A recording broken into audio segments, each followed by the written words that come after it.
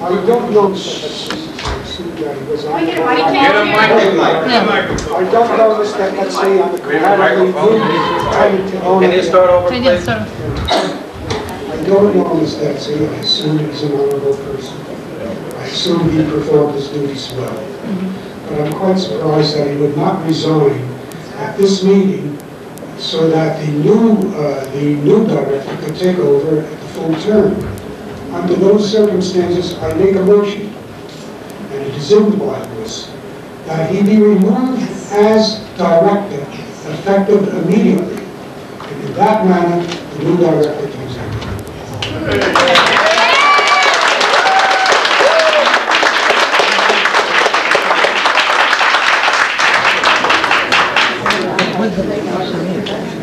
The bylaws say that a majority of the unit owners can remove a director. Right. And I believe they also say that you have to have a special meeting for it.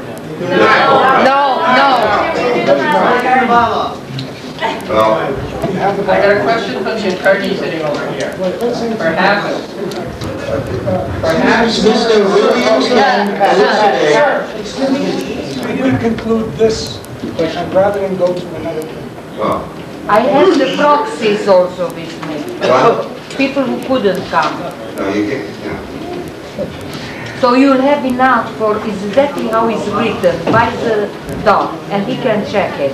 Copy the bylaws and Perhaps Mr. Williams can read off the bylaws pertaining to the gentleman's motion? You have a motion on the floor. I'm turning it over to Ken. I'd like to address the issue of the motion to remove a director, which was made before.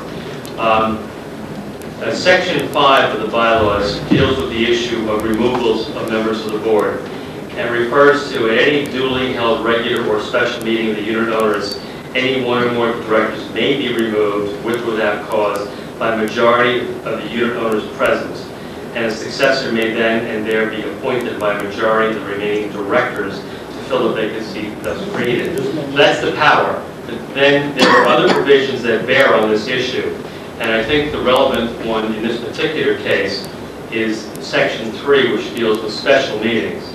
And it says that after the first annual or special meeting, special meetings of unit owners may be called by the president whenever he deems such a meeting advisable, and then it goes on. And in this particular case, because of the gravity of the situation and the lack of an agenda item for the removal of the director and the lack of notice to the unit owners,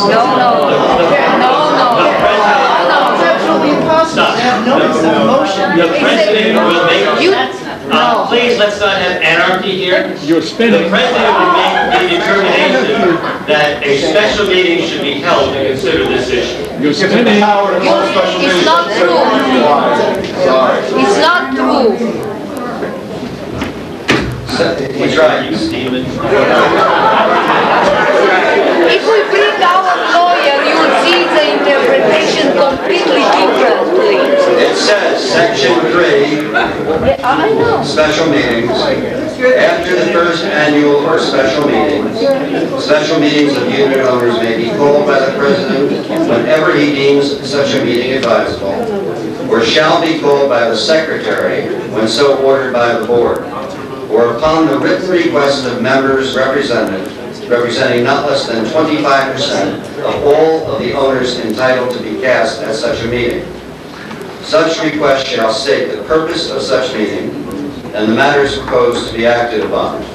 Unless unit owners representing at least 50% of all votes entitled to be cast request such a meeting, no special meeting may be called to consider any matter which is substantially the same as a matter voted upon at any meeting of the unit owners held during the preceding 12 months, which determination shall be made by the board in its sole and absolute discretion.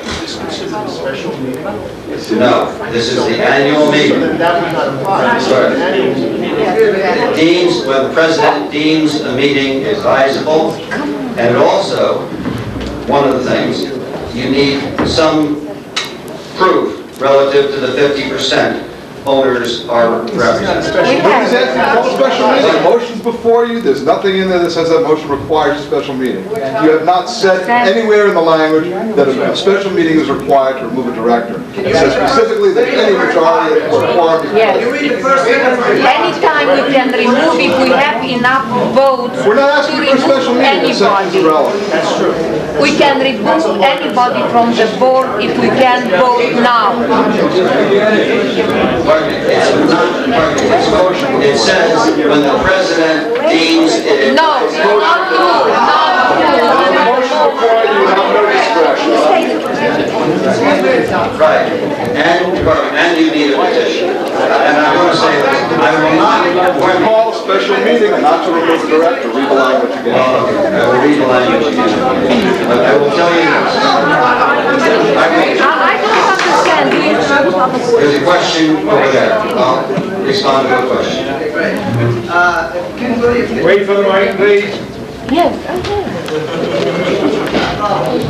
I would want notice of a meeting of what the topic of removal of the topic is removal of the director, and I would want that submitted to the entire 1,075 unit owners. I would not want to create anarchy in this creation of anarchy. We have a silent majority in this place, and the silent majority. Here count. The people that are here should count. but you have to go by the bylaws. Somebody has Yes.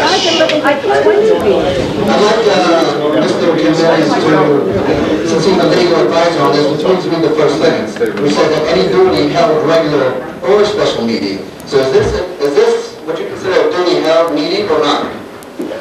That's the point. That's the point. The answer is yes, but you're reading it out of context. There are more than one. You're spinning it, Ken. You have to read a set of bylaws in their totality. You can't pick and choose a section you'd like to Pick the section. Pick the section that says. Pick the section. Read us the section that says a special meeting is Let's required. not have government by. Let's not have a railroad by the chair. You're shouting. Let's not have a railroad by the chair. Sandy has already read to you the provision that relates to special meetings. And it's the president's discretion, he is the president, to have a special meeting on a topic. This is a very, very important topic, would require proper notice, would require attendance of everyone interested in that issue. It's very important to the And it is the owner. president's discretion to make that determination. He's made that determination. That's the end of the document. Mr. Williams, this is important for the owners